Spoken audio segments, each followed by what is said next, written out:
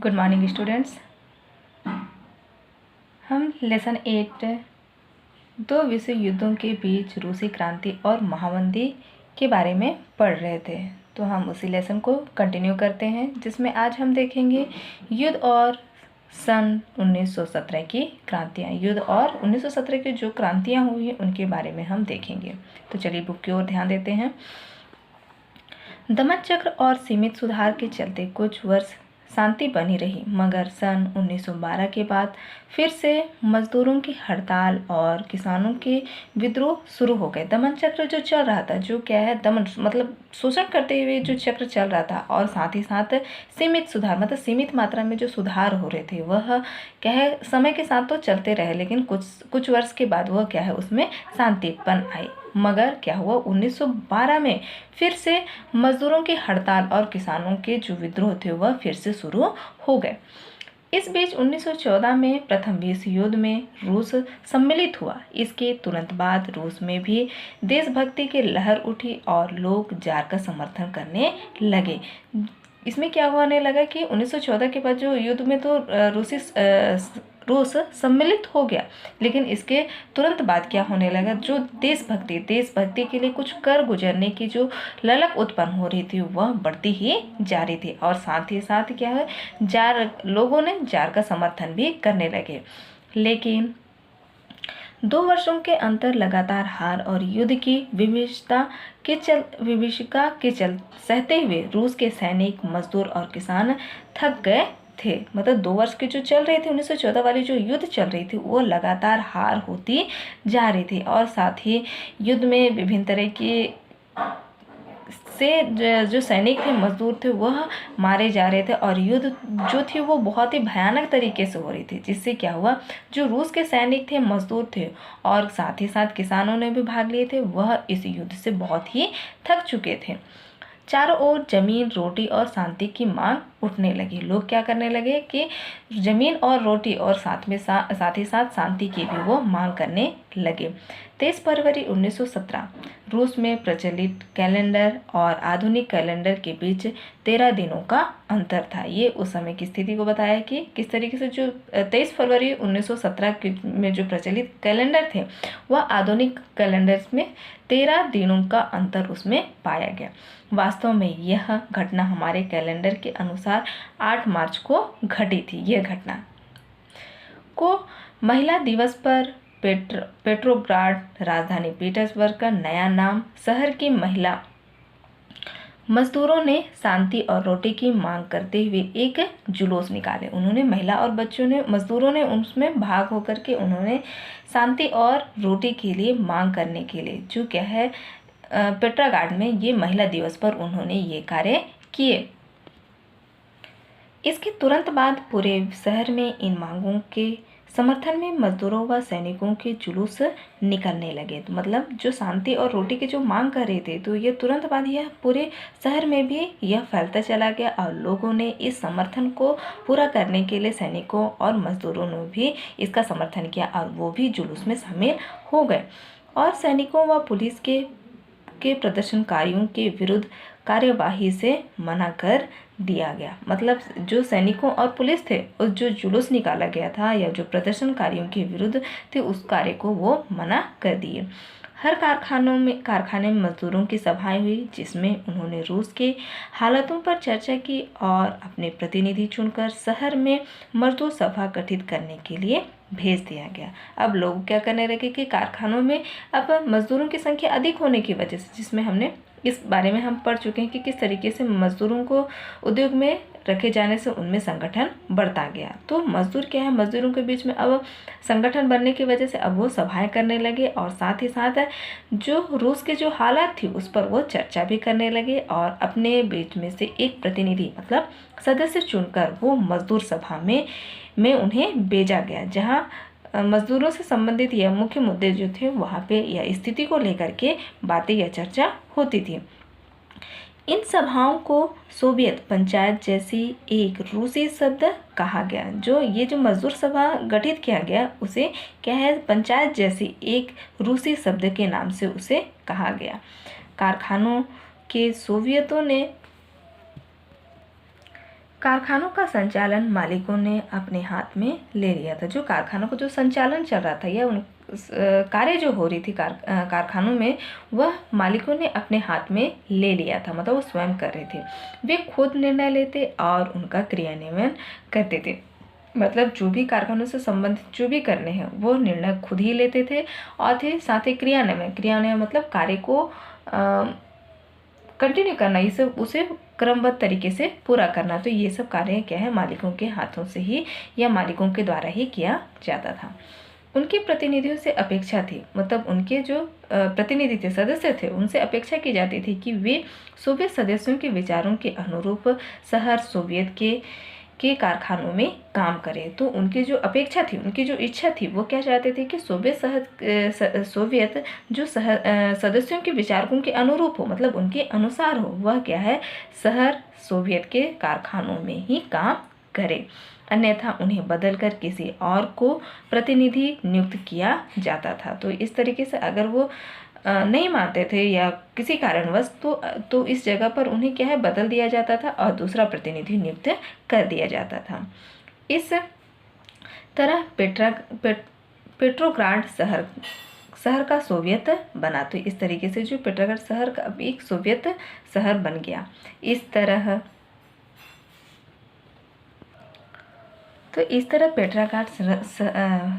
Grad शहर का Soviet बन गया। इसी तरह सैनिकों ने अपनी अपनी टुकड़ी को सोवियत बनाया। तो इस तरीके से जो सैनिक थे वह अपनी जो टुकड़ी थी, सेना की जो टुकड़ी थी, जिसमें सेना के संगठन बने हुए थे, ग्रुप था उनका, तो उसे क्या है, सोवियत में उसे मिलाया गया और अपने अफसरों को कैद कर दिया या उन्हें सैनिकों के कहे अनुसार चलने पर उन्हें मजबूर किया गया। मतलब सैनिकों के कहने पर वो उन्हें मजबूर करने लगे, जो क्या थे, अफसरों को वो कैद किए थे।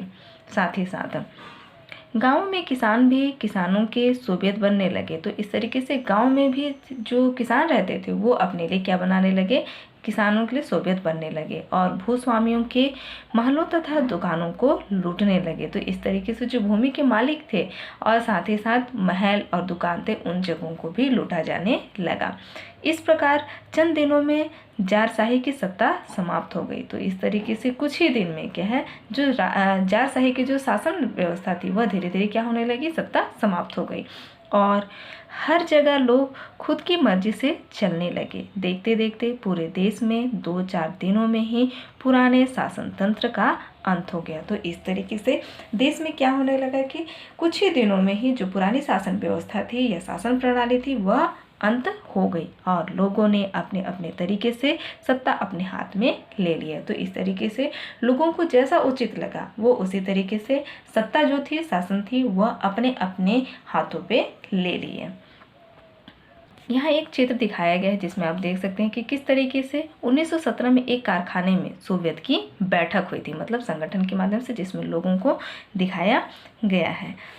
और भी एक चित्र है यहाँ की किस तरीके से सोवियत की जो बैठक होती थी वह दिखाई गई है। जो चित्र 8.6 में मार्च 1917 में पेट्रोग्राड सोवियत की बैठक, जिसमें लोगों ने क्या है, भागीदार हुए हैं।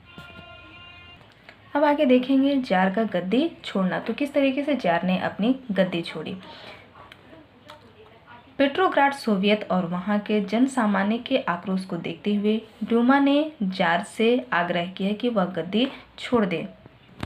इस तरह से क्या है, जार ने गद्दी कैसे उन्हें छोड़ना पड़ा कि जो वहाँ के जो जन सामान्य थे, जनता जो थी, उसके आक्रोश को देखते हुए, मतलब उसके गुस्से को देखते हुए ड्यूमा ने क्या है, जार से आग्रह किया कि वह क्या करे, गद्दी को छोड़ दे और ड्यूमा को नया मंत्रिमंडल गठित करने की अनुमति दे। तो इस तरीके से ड्यूमा ने क्या कि अपने लिए एक नया मंत्री गठन किया और उसके लिए उन्होंने अनुमति भी मांगी। जार की सेना में भी विद्रोह फैल गया, जिसे देखते हुए जार ने 2 मार्च 1917 वर्तमान कैलेंडर के अनुसार 8 मार्च को गद्दी त्याग दी। तो इस तरीके से जार ने जो सेना के बीच में जो विद्रोह फैल रहा था, जो आक्रोश भी था, गुस्सा भी था, जिसको देखते हुए जार ने 2 मार्च 1917 में, जो आज के कैलेंडर के हिसाब से 15 मार्च के हिसाब से, उन्होंने अपनी गद्दी छोड़ दी। इस घटनाक्रम को फरवरी क्रांति के नाम से जाना जाता है। तो ये जो लोगों में जो गुस्सा उत्पन्न हो रहा था जार के प्रति, जिसे विवश किया गया और साथ ही साथ उन्हें गद्दी छोड़ने के लिए बाध्य भी किया जाने लगा। तो इस घटनाक्रम जो घटना चली उसे क्या है, फरवरी क्रांति के नाम से जाना जाता है। अब हम आगे देखते हैं। डीमा के मध्यम वर्गीय सदस्यों ने एक मंत्रिमंडल का गठन किया जिसे अस्थायी सरकार कहा गया। ये डूमा के द्वारा जो मंत्रिमंडल गठन किया गया जिसमें मध्यम वर्ग के सदस्यों ने भाग लिया, जिसे क्या है, अस्थायी सरकार के रूप में के नाम से उसे जाना जाने लगा। यह अस्थायी इसलिए था क्योंकि सभी चाहते थे कि सार्वभौमिक मताधिकार के आधार पर चुनी गई संविधान सभा गठित हो जिसके नियमानुसार स्थायी सरकार बनेगी। तो इसलिए इसे अस्थायी कहा गया, क्योंकि अस्थायी मतलब हम सभी जानते हैं कि वह स्थायी रूप से ना होना। तो सभी क्या चाहते थे कि सार्वभौमिक, सभी के हित के या सभी के लिए मताधिकार, मतों का जो अधिकार है वह उसी के आधार पर चुनी जाए, और साथ ही साथ जो संविधान उसके अनुसार क्या है, संविधान सभा गठित हो जो कैसे हो, नियमों के अनुसार हो, और साथ ही साथ स्थायी सरकार भी बनेगी। लेकिन यह अस्थायी सरकार सोवियत पर पूरी तरह निर्भर थी। जो अस्थायी जो सरकार बनी हुई थी वह किस पर, सोवियत पर पूरी तरीके से निर्भर थी, क्योंकि सोवियत की वास्तव में हर क्षेत्र पर नियंत्रण कर रहे थे। जो सोवियत थे, जो जिसे बहुत से लोगों ने भाग भी लिया था, तो उन लोगों के द्वारा क्या है, जो सोवियत जो चल रही थी कि जो सरकार चल रही थी उस पर उन्हीं का ही नियंत्रण था। तो वो हर क्षेत्र पर अपना नियंत्रण कर रहे थे। उन दिनों पेट्रोग्राड सोवियत का नेतृत्व 3-4 समाजवादी दलों के प्रतिनिधि कर रहे। तो इस तरीके से जो पेट्रोग्राड सोवियत जो था, जिसमें क्या है, नेतृत्व जिसका संचालन किया जा रहा था, जो 3-4 समाजवादी जो समाज के लिए कार्य करते थे, उनके द्वारा जो दल बना गए थे और साथ ही साथ जो प्रतिनिधि थे उन्हीं के द्वारा किए जा रहे थे। वे यह मानते थे कि इस क्रांति का नेतृत्व मध्यम वर्ग को निभाना है। मतलब जो सोवियत बनी हुई थी उसके द्वारा जो कार्य प्रणाली चल रही थी वह इन्हीं के द्वारा। तो यह मानते हुए जो क्रांति हो रही थी, इस क्रांति का जो नेतृत्व किसके माध्यम से हो, यह मध्यम वर्ग के माध्यम से हो, जिससे क्या होगा, देश में लोकतंत्र, भूमि सुधार और शांति लाना था। तो ये मध्यम वर्ग के माध्यम से जो नेतृत्व किया जा रहा था वह क्या चाहते थे कि देश में लोकतंत्र शासन प्रणाली हो, और साथ ही साथ भूमि के जो व्यवस्था बनी हुई थी उस व्यवस्था को सुधार किया जाए, और साथ ही साथ शांति भी लाना था। वे मानते थे कि सोवियत की भूमि का मध्यम वर्ग के लोगों को पीछे हटाने से या पुराने शासकों की वापसी को रोकना था।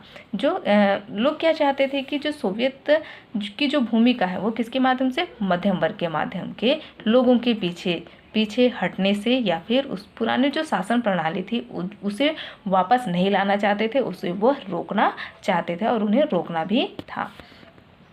अब आगे देखेंगे लेनिन और अक्टूबर क्रांति। इस बीच यह स्पष्ट हो गया था कि अस्थायी सरकार युद्ध जारी रखना चाहती थी। जो हमने जो देखिए अस्थायी जो सरकार थी वह युद्ध को क्या करना चाहती थी, स्पष्ट रूप से जो हो रहा था कि किस तरीके से जो अस्थायी सरकार है वह युद्ध को क्या है, जारी करना चाहती है, और वह जमीन के वितरण को लेकर गंभीर नहीं है। जमीन का जो बंटवारा हो रहा था, ये जो वितरण थी उसको लेकर के वो गंभीर नहीं थी।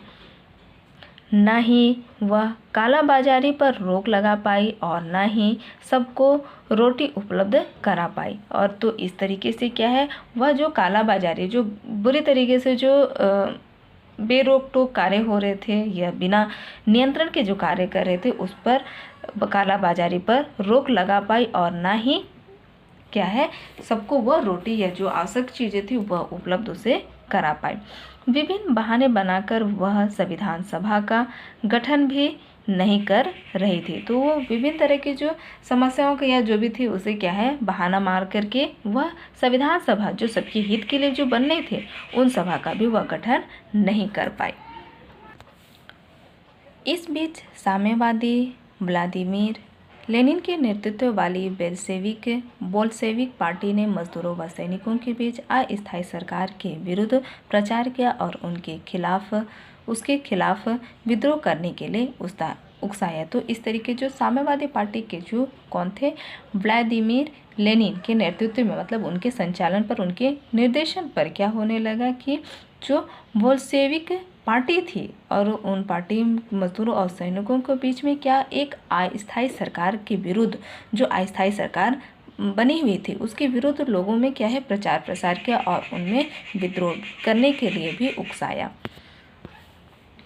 लेनिन का मानना था कि मध्यम वर्ग रूस में कमज़ोर होने के कारण वह लोकतंत्र स्थापित नहीं कर पाएगा। इसलिए लेनिन का जो मानना था वह क्या चाहता कि मध्यम वर्ग में, रूस में अगर कमज़ोर लोगों के कारण अगर लोकतांत्रिक स्थापित नहीं कर पाएगा, जो मध्यम वर्ग में जो रूस लोग के जो कमज़ोर परिवार से, कमज़ोर होने की वजह से वहाँ लोकतांत्रिक स्थापित नहीं हो पाएगा, ऐसा वो मानते थे। और ना ही वह किसानों को ज़मीन दिलवाएंगे। तो इस तरीके से लेनिन का मानना था कि वह मध्यम वर्ग में जो है उसमें लोकतंत्र स्थापित करने में अपने आप नहीं कर पाने और साथ ही साथ किसानों को वह उनकी ज़मीन नहीं दिलवा पाएंगे, ऐसा वो मानते थे। इसलिए सोवियत जिनके पास वास्तविक शक्ति थी, सोवियत जो क्या है जिनके पास वास्तव में शक्ति थी, को सत्ता हथियार लेना चाहिए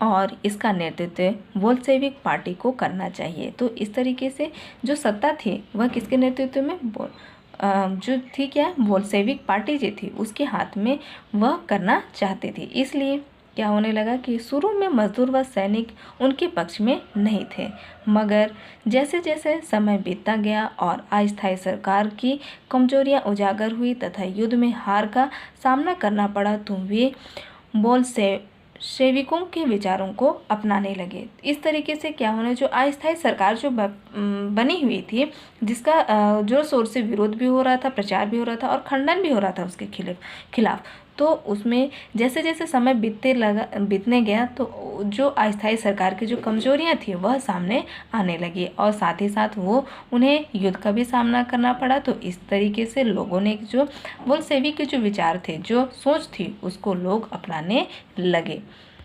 आगे देखते हैं।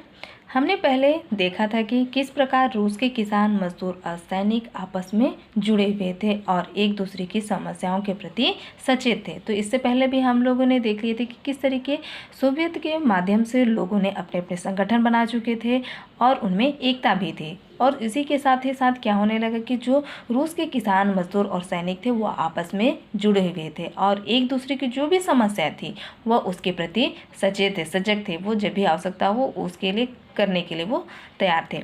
इस कारण उनके बीच एक क्या होने लगा, साझा समझ बना और उसके लिए लड़ना स्वाभाविक था। तो इस तरीके से इन सब के बीच में क्या है, साझा मतलब एक दूसरे से साझा वाली समझ बनी और साथ ही साथ जो किसान, मजदूर और सैनिक जो थे आपस में मिले। इस तरीके से तीनों का संगठन बनने की वजह से तो युद्ध होना एक या लड़ाई करना स्वाभाविक हो गया था। अक्टूबर 1917, 7 नवंबर 1917 को बोल्शेविक पार्टी के नेतृत्व में पेट्रोग्राड सोवियत ने अस्थायी सरकार को हटाकर क्रांतिकारी सरकार का गठन किया।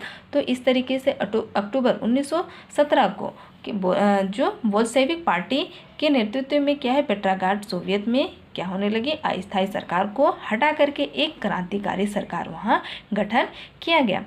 अगले दिन पूरे रूस में सोवियत की सभा में लेनिन ने कई सरकार की घोषणा की। तो इस तरीके से अगले दिन रूस के जो सोवियतों की सभा में क्या होने लगा, जिसमें सोवियतों की जो सभा बनी थी उसमें लेनिन ने क्या है सरकार को घोषणा की और 2 महत्वपूर्ण योगदान भी दिए। पहला क्या था, शांति संबंधित ऐलान। पहला जो था मुख्य तौर से क्या था, शांति से संबंधित ऐलान, जिसमें युद्ध विराम और लोकतांत्रिक शांति की अपील की गई। पहला मुद्दा क्या था उसमें कि जो घोषणा की गई थी, सरकार की घोषणा जो की गई थी उसमें पहला था कि शांति संबंधित ऐलान। अब क्या हो कि देश में शांति हो और जो युद्ध हो रहे हैं वो उसमें रुकावट हो और साथ ही साथ लोकतांत्रिक शांति की अपील। अब लोगों में शांति की अपील की गई और दूसरा जमीन संबंधी ऐलान, जमीन से संबंधित जो ऐलान थे उसके संबंध में, जिसमें भूस्वामियों की जमीन का राष्ट्रीयकरण और किसानों को जमीन वितरण का वितरण का निर्णय था। दूसरा जो संबंध था वह जमीन से संबंधित है, जिसमें क्या होता, भूस्वामी जो भूमि के मालिक थे उनके जमीनों का राष्ट्रीय एकीकरण, जो उनको किसानों को मिलना था उस जमीन का उन पर वितरण करने का निर्णय लिया।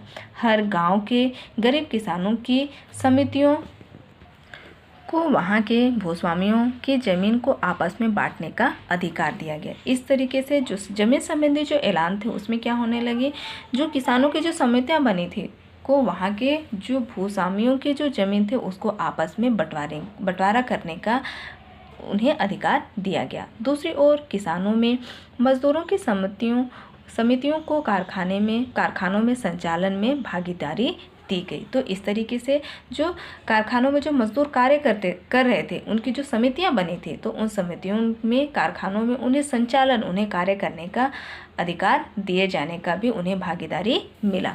चंद ही दिनों में हर जगह पुरानी प्रशासन व्यवस्था, नौकरशाह और पुलिस की जगह सोवियत की शासन व्यवस्था अपने हाथ में ले ली। इस तरीके से जब शासन व्यवस्था बनी तो चंद ही दिनों में जो पुरानी व्यवस्था थी, जो प्रशासन व्यवस्था थी या नौकरशाही, जिसमें नौकर रखने की की व्यवस्था थी, और साथ ही पुलिस की जगह अब क्या होने लगा, सोवियतों का शासन व्यवस्था बनने लगा और उसे अपने हाथों में ले लिए। सोवियत शासन ने यह सुनिश्चित करने की कोशिश की कि सभी शहरवासियों को खाने के लिए रोटी और रहने के लिए आवास मिले। तो इस तरीके से जब सोवियत की शासन बनी तो यह सुनिश्चित करने की कोशिश की गई, और साथ ही साथ जो शहर में रहने वाले लोग थे उनके लिए व्यवस्थाएं की गई, उनके खाने के लिए रोटी और रहने के लिए आवास, जो मनुष्य की मूलभूत आवश्यकता है। तो इस तरीके से सोवियत ने कि जब शासन व्यवस्था आई तो लोगों की, जनता की उनकी देखरेख में, और साथ ही साथ वो ये कोशिश करते रहे कि सभी की उनकी आवश्यकता, जो मूलभूत थी आवश्यकता, वो पूरे हो सके। आगे देखते हैं।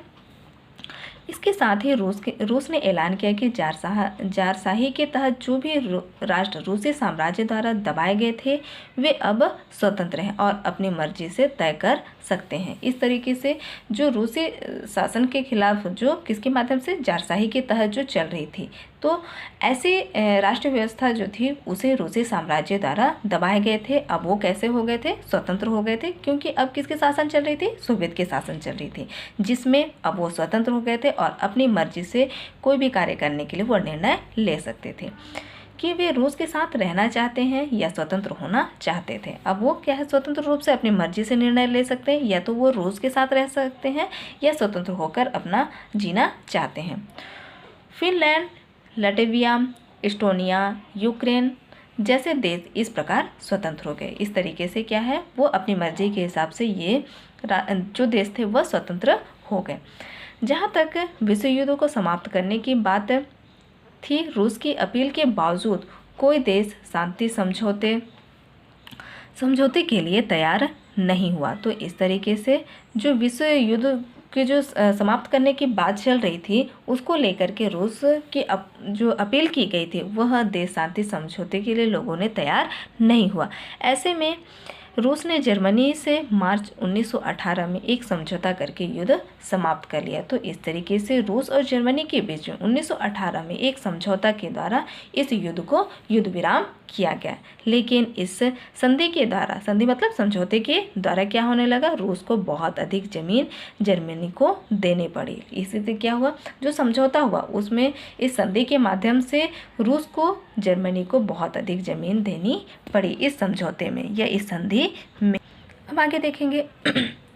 सन 1918 से 1922 के बीच रूस के पुराने भूस्वामी और सेनापतियों ने नई सरकार के विरुद्ध गृह युद्ध छेड़ा और उन्हें ब्रिटेन, फ्रांस, अमेरिका आदि देशों का समर्थन भी मिला। तो इस तरीके से 1918 से लेकर के 1922 के बीच रूस के जो पुराने भूस्वामी थे और साथ ही साथ सेनापतियों ने मिलकर के एक नई सरकार जो बनी हुई थी उसके विरुद्ध एक गृह युद्ध मतलब एक आपसी तनाव को वो छेड़े, और साथ ही साथ उन्होंने ब्रिटेन, फ्रांस और अमेरिका जैसे देशों का उन्हें समर्थन भी मिला।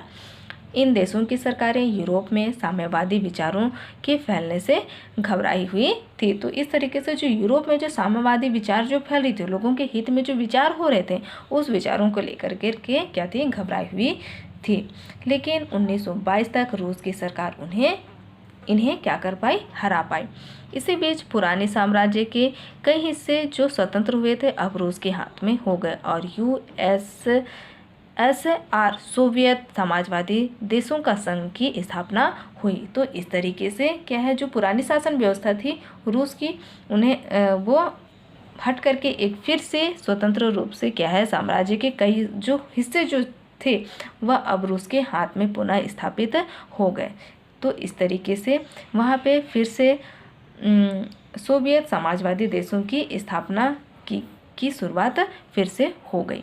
अब देखेंगे स्टालिन। 1924 में लेनिन की मृत्यु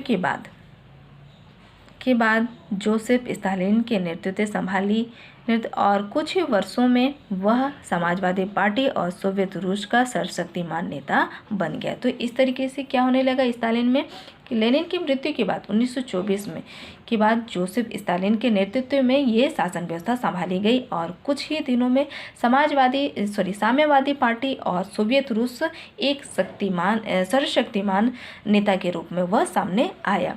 नेतृत्व संभालते ही उसकी नीतियों का विरोध करने वाले कई नेताओं को मार डाला गया। तो उसके नेतृत्व मतलब उसके द्वारा जब शासन व्यवस्था संभाली गई तो उसके नीतियों का विरोध जो कर रहे थे उन्हें क्या कर दी गई, नेताओं को मार डाला गया।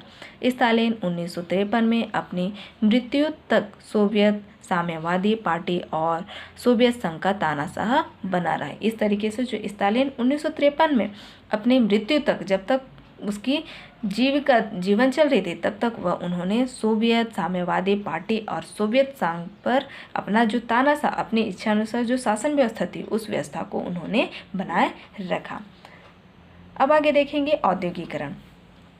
क्रांति के बाद रूस में सारे बैंकों, कारखानों व खदानों को शासकीय संपत्ति घोषित किया गया और निजी संपत्ति खत्म की गई। तो इस तरीके जो औद्योगिकरण में क्या होने लगा कि क्रांतिकारी जो रूस में क्या है, सारे बैंक थे, कारखाने थे और खदानें जो जिन्हें शासकीय संपत्ति के तहत उसे मतलब सरकार के अंतर्गत उसे घोषणा की गई थी, अब उसे घोषित किया गया और साथ ही उसकी और निजी संपत्ति खत्म की गई। तो इस तरीके से शासकीय संपत्ति घोषित किया गया और साथ ही साथ निजी संपत्ति थी उसे खत्म की गई। अब उनका संचालन राज्य द्वारा किए जाने लगा। अब सीधे तौर से क्या होने लगे, ये जो संचालन जो हो रही थी, जो व्यवस्था बनी थी वह राज्य के द्वारा किए जाने लगा। 1924 के बाद सोवियत रूस के सामने आर्थिक विकास और औद्योगिकरण की चुनौती थी। तो इस तरीके से 1924 के बाद सोवियत रूस के सामने किस तरीके से अपने देश को विकास करे और वहाँ औद्योगिकरण को आगे बढ़ाए, इसके लिए उसके सामने एक बहुत बड़ी चुनौती थी। युद्ध, क्रांति और गृह युद्ध से ध्वस्त आर्थिक व्यवस्था को विकास की पटरी पर लाना था। जो युद्ध के कारण बहुत सारे युद्ध हुए, क्रांति हुए और आपसी तनाव के कारण जो ध्वस्त हो गई थी उस व्यवस्था को पुनः एक नई दिशा की ओर, नए विकास की ओर आगे बढ़ाना था। तो इस तरीके से 1928 से सोवियत रूस में नियोजित मतलब बना हुआ जो एक शासन विकास की शुरुआत हुई, जिसमें औद्योगिकरण पर जोर दिया गया। इस तरीके से क्या होने लगा, सही ढंग से सोवियत में जो विकास होने लगा और साथ ही साथ औद्योगिकरण पर भी विशेष ध्यान दिया जाने लगा। लेनिन इसके लिए धन और तकनीकी विशेषज्ञों का अभाव था। इसके लिए क्या होने लगा कि इन सब की चीज़ों के लिए जो औद्योगिकरण का जो और साथ ही साथ रूस में जो नियोजित शासन व्यवस्था को कैसे चलाना है, इसके लिए धन और साथ ही साथ ऐसी तकनीकी जिसके पास विशेषज्ञ ज्ञान हो, जो तकनीकी को आगे बढ़ा सके, इसकी क्या थी, अभाव थी। ऐसे में पहले विदेशों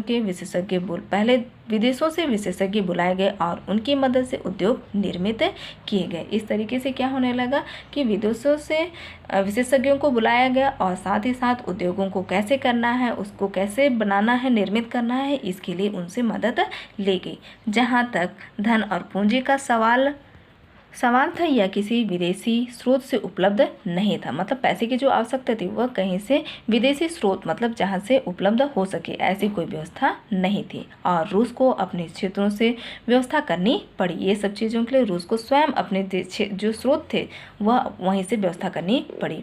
इसके लिए जितनी भी बचत उपलब्ध थी उसे उद्योगों में झोंका गया। मजदूरों का वेतन कम रखा गया और किसानों पर कर लगाकर अतिरिक्त निवेश की व्यवस्था की गई। तो इस तरीके से जो धन की जो आवश्यकता थी या जो पूर्ति करनी थी उसके लिए उन्होंने बचत की उपलब्ध की और साथ ही जो पैसे प्राप्त हुए उसे उद्योग में डाला गया। तो इस तरीके से मजदूरों के वेतन को कम रखा गया और किसानों से लगान के लिए राशि की व्यवस्था की गई। यह माना गया कि उद्योगों के विकास के बाद में मजदूरों और किसानों को फायदा हुआ। तो इस तरीके से उद्योगों में निवेश करने से किसानों को और मजदूरों को इसका फायदा होने लगा। 1928 के बाद रूस में औद्योगिकरण तेजी हुआ, मतलब उद्योग धंधों में विकास होने लगा ये रूस में, और इसमें भारी उद्योग लोहा, इस्पात, बिजली, मशीन उत्पादन आदि पर विशेष जोर दिया गया। तो इस तरीके से क्या उद्योगों में तेजी आई, पकड़ बनी और उद्योगों में लोहा, इस्पात जैसी और अन्य तरह की मशीनें बनने लगी और इस पर भी जोर दिया जाने लगा।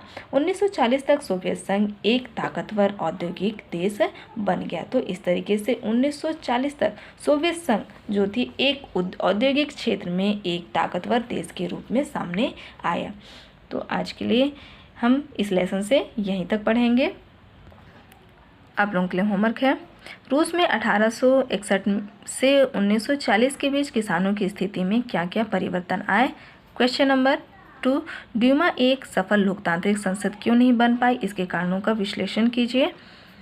क्वेश्चन नंबर 3, रूस की क्रांतिकारी सरकार के प्रमुख कदम क्या क्या थे। ये 3 क्वेश्चन दिए जा रहे हैं, आप लोग समय पर पूरा कीजिए। आज के लिए इतना ही। Thank you students.